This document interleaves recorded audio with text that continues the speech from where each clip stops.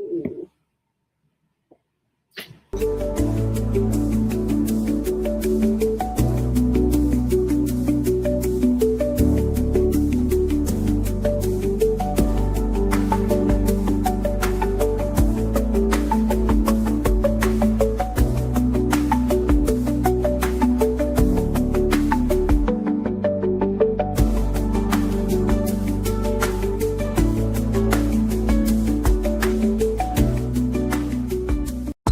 One of the secrets to exposure for your business lies within supporting Black businesses and entrepreneurs.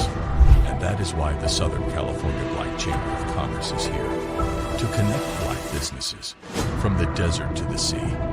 Let's join hands to empower and sustain our community. By becoming a member of the Southern California Black Chamber of Commerce, you can grow your business and increase your clientele. With our innovation, we'll generate new businesses and get new customers. And we'll connect new mindsets with businesses from across Southern California to help bridge the wealth gap. Let's connect, build, and grow together. Join us now at blackchamberofcommerce.org. Welcome, welcome, welcome. I am Debra Mcglothurn, and I am your host of MyTueSense. Today is Tuesday, and every Tuesday you see me here at 6 o'clock Pacific Standard Time for MyTueSense. My name is Debra Mcglothurn. I am a mother, a grandmother, a sister, brother, cousin. Okay, I'm not a brother. I have a master's degree in business administration, and I have a bachelor's degree in business. I have 5 children, 13 and counting grandchildren, and they've given me degrees on my wall that you'll never see on the wall. And what is my 2 cents? Hi guys. My 2 cents is just my take on whatever topics that I feel that I want to share. It's mostly motivation through exposure. That's the term that I like to use because it kind of explains what it is that I like to do when I'm sharing whatever topics that I'm sharing, whatever I feel that needs to be shared, something that you may find interesting. So I'll share my 2 cents. You share your 2 cents, and hopefully together we can make some sense and make some minute changes in our lives and the lives of the people around us.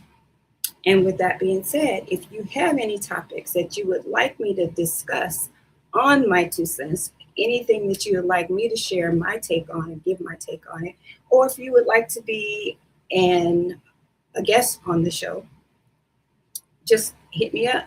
You can message on any of these platforms, on Facebook, on StreamYard, and put a comment in there. And there's an email at the bottom of the screen, milenoble@gmail.com. It's in the description of the live on Facebook, and it's at the bottom of the screen on the StreamYard. So, what is the topic for today? The topic for today is why confidence is built, not born. And we're going to get right into that topic when we get back from this commercial. Business owners are raving about the new talk show, Strictly Business with host Rich Wallace. Tune in as the top experts in business share their success stories, strategies, guidance, and advice to help you grow your business. With guests from the top companies to your favorite influencers, Strictly Business with host Rich Wallace is the show to watch for all things business. Our conversations are strictly business. We discuss new funding options, new business initiatives, best business practices, all things business explained. We provide you with the tips you need for your business, all in one morning business talk show. Be sure to tune in. Are you a business owner? Do you have a story to share? Are you able to help our audience? Then we want you on Strictly Business with host Rich Wallace. Visit the website at edgetvnetwork.net and select Be a Guest to schedule your appearance today. And we are back. Again, the topic for the day is why confidence is built and not born. And before we get into that, I'm going to give you an inspirational quote that I think I'm going to start doing on a weekly basis. Stop comparing yourself to everyone else. You can take tidbits of what you see and use them for motivation while you be authentic, yet continue to grow. Debra Mcglothurn. I'm going to say that again. Stop comparing yourself to everyone else. You can take tidbits of what you see and use them for motivation while you be authentic, yet continuing to grow. That is the quote, the inspirational quote. So again, the topic of the day is confidence is built, not born. As a child, we come in absolutely knowing nothing. We're taught through exposure, through examples, through experiences, and that includes walking, talking, just regular stuff. How to use a spoon, how your shoes, how to put your shoes on, how to comb your hair, how to get dressed. Trust me, at one time, you were not able to do any of those things, but you learned how to do it. You learned how to do all of that and then some. You used to fall down. You used to mess up. You used to button your shirt wrong. How many times do you see people with the shirt buttoned up wrong? You're like, how come they can't feel that or can't see that? You put your shirt on inside out. You put your shoes on the wrong feet until you didn't anymore. Some of us learn faster than others, and some of us take longer than others. But it really didn't matter because at some point you got it. So as you learn new things, it builds a foundation for learning new things, and it makes it easier for you to understand because you already understand the basics of whatever that is. So when you learned how to tie your shoes, it was easier for you to learn how to buckle your shoes, and easier for you to learn how to wear different types of shoes, different types of buckles, different types of shoestrings, right? Even as far as stringing up your shoes, you learn how to string them up a particular way, and then you learn that not all the shoes are not strung up the same way, and you can do some different strings, and you can be fancy with your stringing up the shoes. You can put the knots on them. You could have the string coming out the bottom instead of the top. Just all kind of stuff because you're leveling up as you learn and you grow and you learn more things. You learn more things, and it's easier for you to grow and learn more stuff. So it's easier to take it to the next level. So and most of you guys probably know this, but I got married at a really, really young age. And before I got married, I was like doing things that I felt that I needed to do to make me better, for my betterment. You know, I remember using that word I'm doing it for my betterment. And I would go in and wash extra dishes. I would cook dinner. I would just do some stuff that, because I had a focus in mind, because I had a goal that I want to prepare myself and be better and do better and be ready for that role as a wife and mother, even though I didn't have any kids yet. And I wasn't married yet, but I was on my way there. So I got married at 19. And even though I had practiced and studied and had worked on, getting there, I had some knowledge, but my level of expertise was not there. My experience was still at basic level. Like I said, I got married at 19, right? So what I would do when I would cook dinner for my husband at the time, I would prepare it for, I would make sure that I'm looking out for whatever it is that he wanted to do, making sure that it's something that he likes. And let me tell you, every single day, when I say every single day,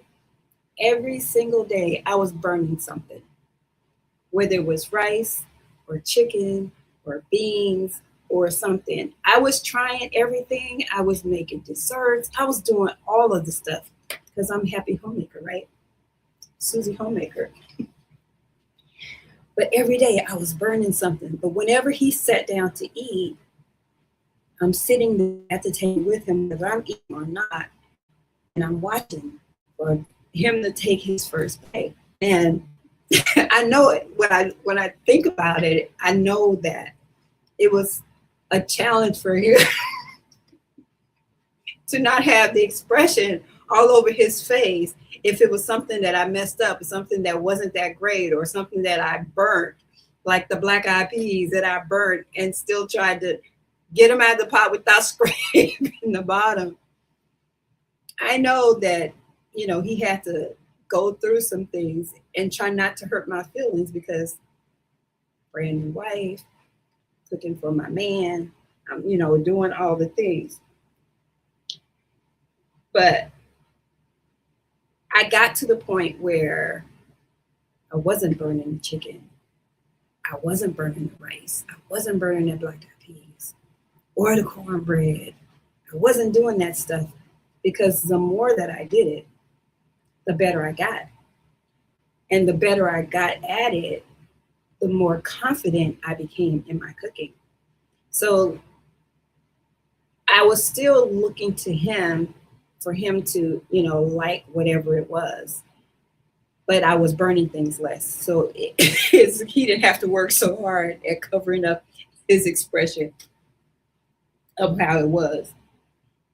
But after much trial and error, after me doing it, again and again and again, and then we started having kids, I just got better and better. I got more and more confident in what I was doing.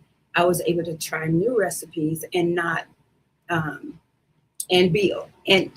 expect that it's going to turn out decent, not where it was like, okay, she's trying something new. I knew how to follow a recipe, but just regular cooking, just the basic stuff. If you don't have it, you don't have it. But once you get it, you got it. And, it's easy to level up and add on new challenges and new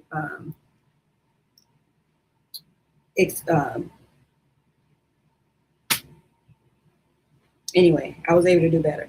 It's going to come to me in a second.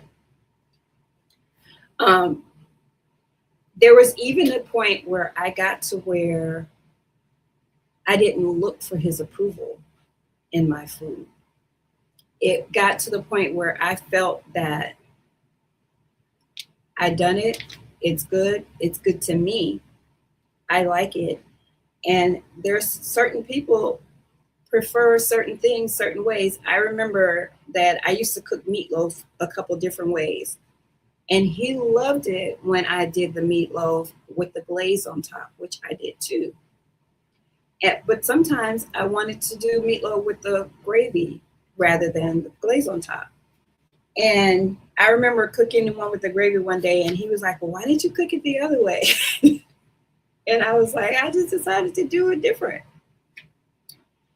And it wasn't that it was not good. It was just that he preferred it the other way better. So when I got to understand, when I learned within myself that you're going to have people that are going to have certain preferences. They may take pancakes over waffles. They may take black beans over pinto beans. They may take chicken over fish, and they may take glazed meatloaf over the gravy meatloaf. But that's okay, and they're able to have their opinion. It's fine. This is what I cooked today. Now, if we had had a conversation about it and he asked me to prepare it the other way and I didn't, I did it, something else, then that would have been a different story. But just the fact that he preferred it the other way versus this way, I got to the point where I understood that that's the situation and it's okay. As long as when I prepared it, it was good to me, because even today, if it doesn't pass me, I'm not going to give it to somebody else. If I don't think it's good, I'm not. Even if I'm working on a project or something for you, I used to do a lot of desktop publishing, whatever. If it didn't pass me, you didn't get it. You may be looking over my shoulder, which I have people a lot of times looking over my shoulders, looking at, oh, that looks good. Nope, it ain't ready yet. I got to change the colors. I got to change the fonts. I got to do this. I got to do that. It don't look balanced. It don't do that. As long as it passes me, then I'm okay with. And they may want to do some tweaking to it. That's fine. But first, it's got to get to a level where I'm okay with it. So when I got to the place where I wasn't looking for his approval on the food, I prepared dinner and I presented dinner. If you want it, you want it. If you like it, you like it. If you don't, you don't. Not that I didn't care, but I understood that people had their own preferences. And when you understand that what you do, and you do it with confidence, and you are sure of what you're doing, not that we can't still make mistakes, but then it's like it's okay to make them from time to time, because that's not the usual thing, right? And that was all to say, confidence came from practicing, doing it again and doing it again and doing it again. I wasn't born with the ability to cook. I wasn't born with the ability to decorate. I wasn't born with the ability to design and do stuff. There may be certain things that were easier for us. Some things that you may have experienced, like I was saying, that when we grow up as kids, we get some things to exposure, some to experience. And that exposure could be somebody else doing it. You sitting right beside them, watching them. You hearing the conversation, you learning the terminology. So it becomes easier for you because you have some kind of base to work from. But if there's something that you want to do and you want to get better at it, how do you do that? You practice it. You practice it again and again. You tweak it, you change it, and you do better. There was y'all knew that I do karaoke, and I probably told this story before about me and karaoke. And when I started karaoke, it was because I was new in the area. I didn't know a lot of people. I wanted to kind of get to know people, but I was also writing and turning some of my poetry into songs. Now, I've sang all my life, just about most of my life, in choir at church, in the choir at school. So it wasn't that I wasn't comfortable with singing, but I was not a strong singer. I'm soft-spoken, and I sing softly as well. So I was working on this song, and I was creating the song rather. And I was like, I'm literally in the booth behind the microphone, getting it in, right? But I felt like I needed to learn to project more. So that was the other reason for me starting to do karaoke. So when I went to do karaoke, there were certain songs you're like, okay, you get up there, like, what are you gonna sing? So because I was doing this and I wanted to learn how to project my voice, I took a song that I had to work for. So Hello by Adele became that song. It was the first song that I actually spent time on, put the energy, put the effort in for me to learn it and practice it. So it was actually still to this day, it's one of the songs that are the most crowd pleasing. One of the ones that people, be clapping and cheering and be like, girl, you need to be on the stage somewhere for real with that song. And it's because I practiced it. I practiced it again and again until I was comfortable with it, until I was confident with it. And like I said, after much practice, it became one of the crowd favorites. So the topic again today is why confidence is built and not born. And we're going to talk about that a little bit more when we come back from this commercial break. Good news for the Southern California business community. Now you can add your business to the Southern California Black Chamber of Commerce Business Directory complimentary. We have been working tirelessly to build a list of Black-owned enterprises in Southern California. This is an excellent way for you to be a part of an expansive network and find your ideal customers, business partners, and vendors. So don't waste time. Visit blackchamberofcommerce.org today and add your business today. And we are back. And if you are just joining us, the topic for the day is why confidence is built and not born. We are with MyTueSense, and I am Debra Mcglothurn, your host. Consider this. How did you get so good at what it is that you do best? And think about it for a minute. What is that? What is it that you do best? And some people will say, well, I don't have anything that I'm really good at. But it could be anything. Something that's come natural to you, or you don't feel like it's anything because it's so easy for you. When other people always remind you or compliment you on that thing, that's probably the thing.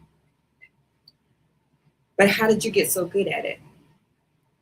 Just like with the cooking. I love meatloaf, right? And when it's something that you love, it's something that you like, something you like to do, something that you want to do.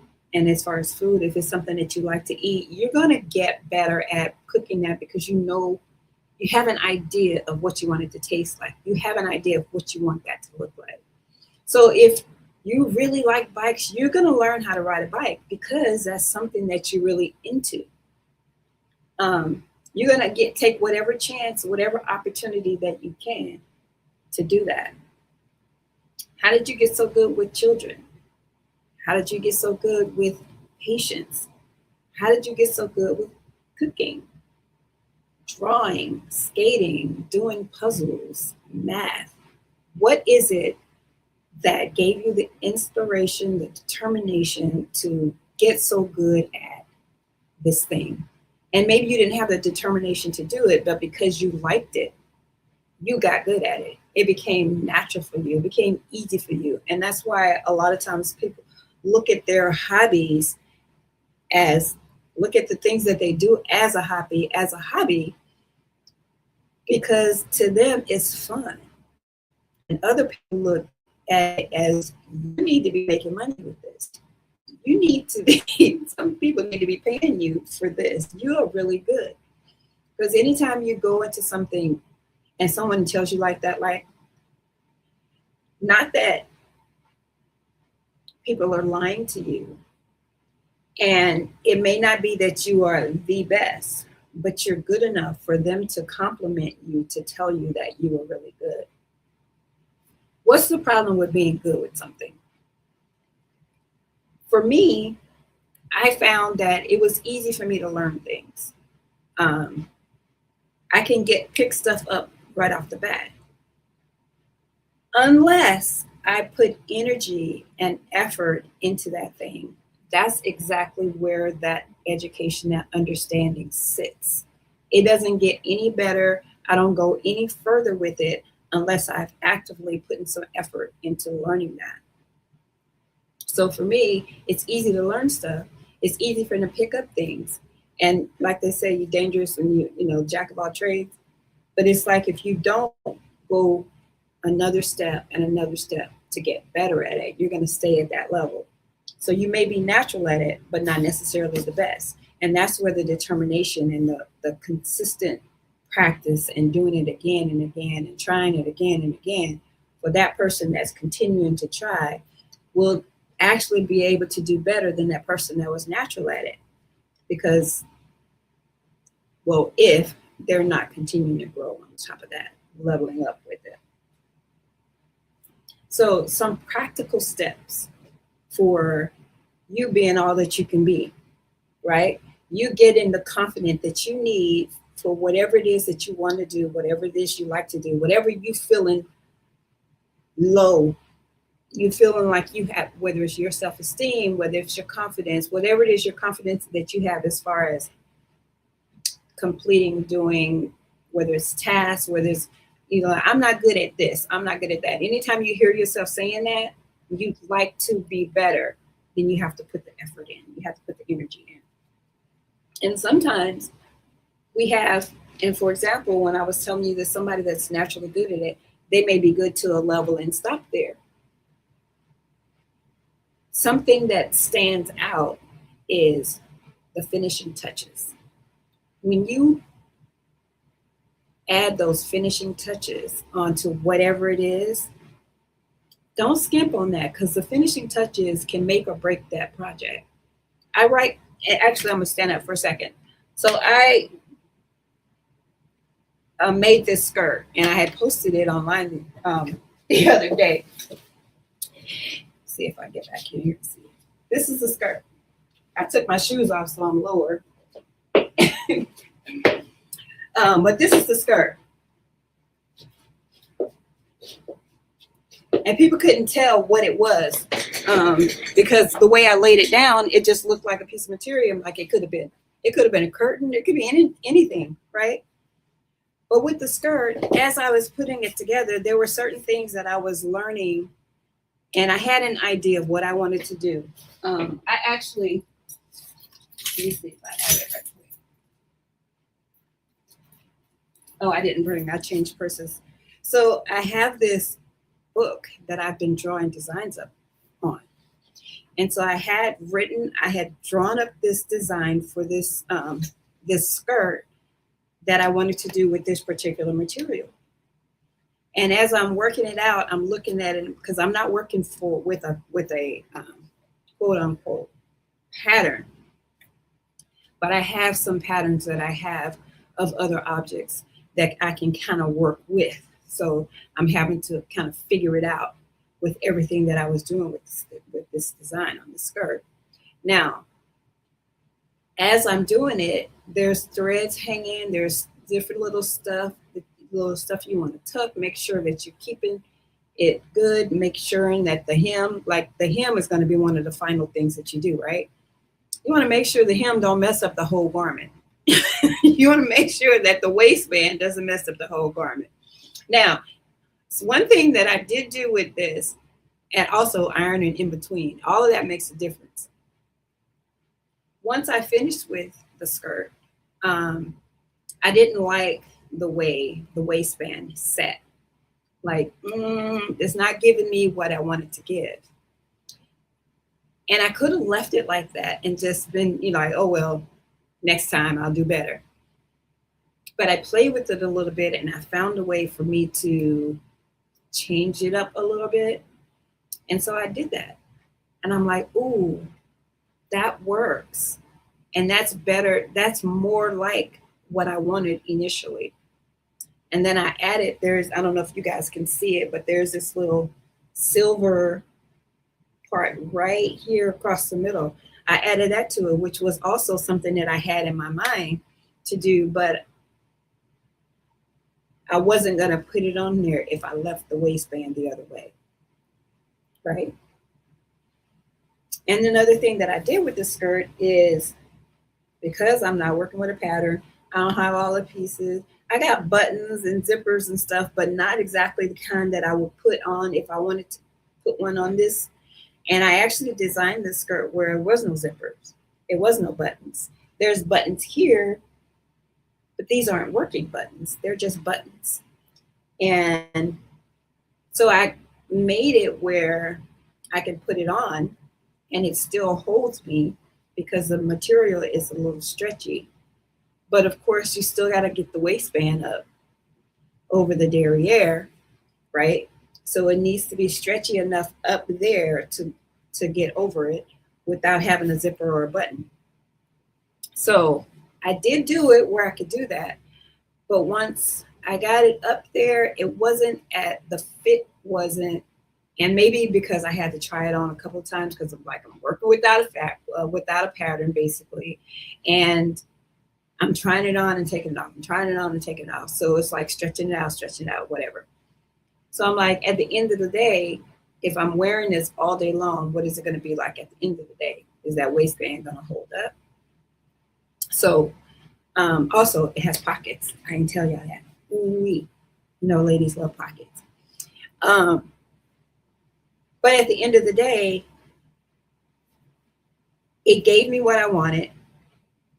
I like the look of it. I love the pockets. I love the feel of it. I love how it fits when I have it on. But I think because of the way that I feel that the fabric will do with wear, that it will be looser toward the end of the day, and you don't like that, right? So I'm probably going to end up adding a zipper to it anyway, and probably moving the buttons a little closer in because now I feel like they're too wide out, but not necessarily something that you would notice, but something I notice. And for me, that's one of the extra little finishing touches that I'll do on it because it makes a difference. And all the little details make a difference. If I had threads hanging from here and there and there and there on the shirt or even on the skirt, it doesn't look as good as it would look if you cleaned up all of those little straggly strings or whatever, thread. And it makes a difference on what the appearance looks like. So finishing touches, they make or break the project, so don't skimp on them. The second thing would be to listen to your first mind.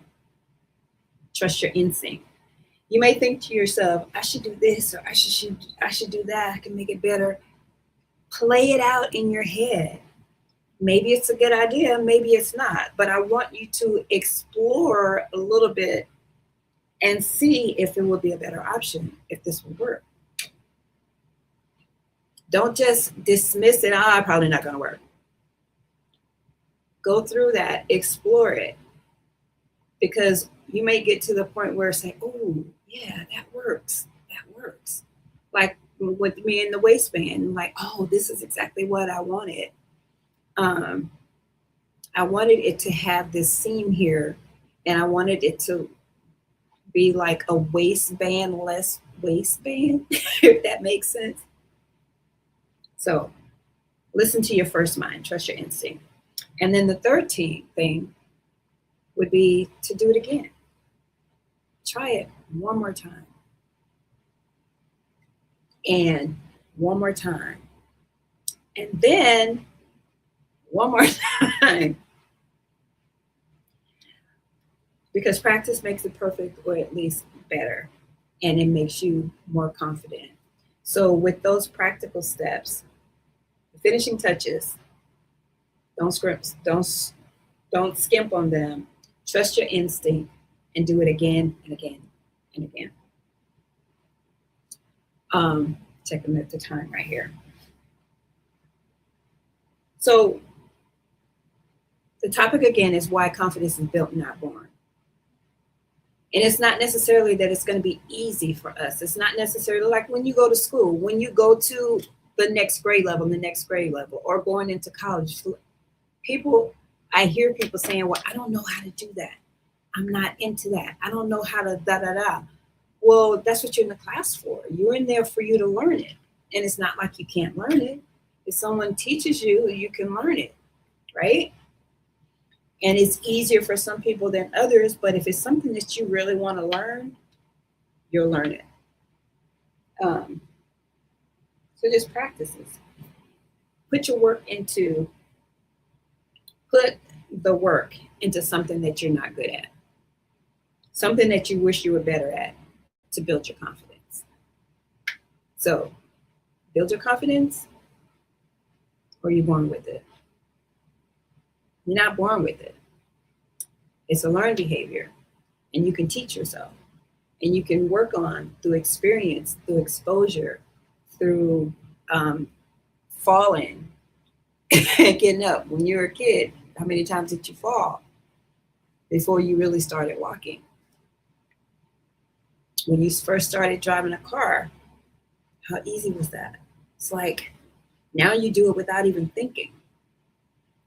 And that's what it does when you build up the confidence in something, whatever it is, you get to the point where it's second nature, where you don't have to think about it. You already know what you need to do.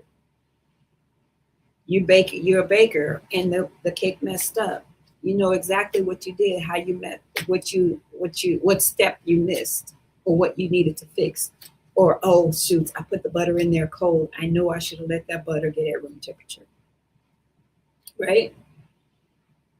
You get to a point where, because you understand and you're capable, you know how to do it, and you don't even have to think about how many times do you think about having to tie your shoe? don't think about it. You just tie your shoe, right? Or getting dressed, button up your shirt. That's not something you have to keep learning again and again. Now, the practice part, and you know how they say if you lose it if you don't use it, you may get rusty, but as soon as you get back into it, it comes back to you. I hadn't sewn in a long time. Well, recently I had started sewing. I have been doing different things, but before the last couple of months, it's been years since I've done any sewing. So it's not like I remember everything or I knew everything, or it's just easier when you fall into it, because at one point I was confident, I'm comfortable. I mean, I'm confident enough to have done it, even without a pattern, right? Confident enough to know that I have the ability to do this. And how it would turn out, okay, so, I'm a little rusty, might need to get back in there. Just like I'm going to have to go back into this. I don't have to. Actually, I can leave the skirt as it is and it's fine. But I'm probably going to go into it and add a zipper to it just because that would just make that thing of it getting worn and loose at the end of the day not be an issue. Right? So you get better and better at it. The more you do it, the better you get at it. So, topic was why confidence is built, not born.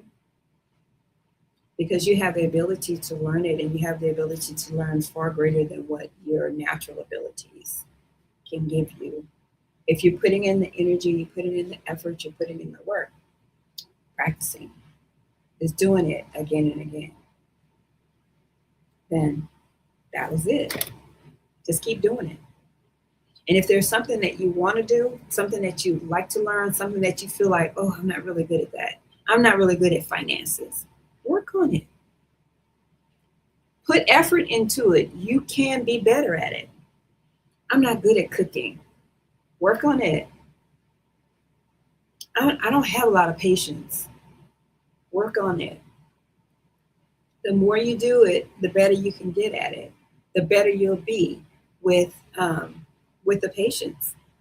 So whatever it is that you would like to level up, whatever it is that you don't think you're confident enough in, put in the work, because you can be the bomb.com in whatever it is that you like to do. But you got to put in the effort. That don't have to be an excuse. Well, she's really good at that, I'm not good at that. And don't look at somebody else. That was the inspiration, which was stop comparing yourself to everyone else. You can take tidbits of what you see and use them for motivation while you be authentic, yet continuing to grow. Because we don't want you to stay in whatever that is. We want you to continue to grow and learn and do better. And like I was talking about as far as me cooking, I don't know how to cook everything. I don't know how to do everything under the sun.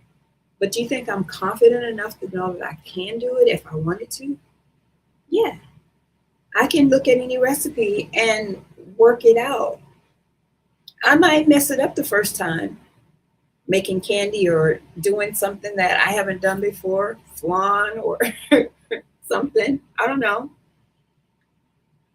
But it will be edible. But the thing is, you can always get better. You can always get better. And if you don't practice, or if you don't do it, like you say, if you lose it, if you don't use it, you lose it. So just like with learning another language, a lot of us, I hear people, actually, I was in the office the other day, and there's a piano in here. And one of the guys had mentioned that he's like, I'd always wanted to learn how to play a piano. And I was like, me too. And I can get on it and play around with it. But not to say that I can really play the piano or sit down and not even think about it. I'd be thinking about every note that I played. So if there's anything that you'd like to do, anything that you'd like to be better at, anything that you'd like to do better at, just practice it. Just do it. Just put the work in and keep doing it again. If you mess up, try again and try again. And if you need to ask, phone a friend, okay, I'm making this sauce and it tastes like this. What do I need to do? I put too much salt in, add a potato. A potato will draw some of that salt out of that. Add some potato to it, right? Whatever it is that you have in life that you feel is a wall that's keeping you from doing something because you don't know how to, or you're not good at X, Y, Z. Just learn. Learn to do it. You don't have the patience with kids. Work on that. You can get better with it. And experience would teach you a lot of things, especially like if you keep bumping your head about something, eventually you're going to learn. There's not a door right there. That's a wall. You need to step 2 feet to the right, and there's the door, right? So at some point you will learn, but as long as you are continuing and you're practicing and you're working on it and you're trusting yourself, trusting your instincts, you'll get better at it where you can do it with your eyes closed. Now, some things we don't want to do with our eyes closed, but you get the point. Okay. So again, I am Debra Mcglothurn with MyTueSense, and I appreciate you guys coming in with me today and sharing. If you have any topics that you would like for me to discuss and give you my 2 cents on, just let me know. Send me a message, send me an email, put a comment on any of whatever format you're watching this on, and I'll get it. If you want to be a guest on the show, same thing. Just send us an email, relaynoble@gmail.com, or send a comment. If you have my number, you can call me, and we can talk about it, about putting it on the show. But again, my name is Debra Mcglothurn. I am your host of My 2 Cents. And My 2 Cents is where I share my 2 cents. You can share your 2 cents, and hopefully together we can make some sense and make some minute changes in our lives and in the lives in those around us.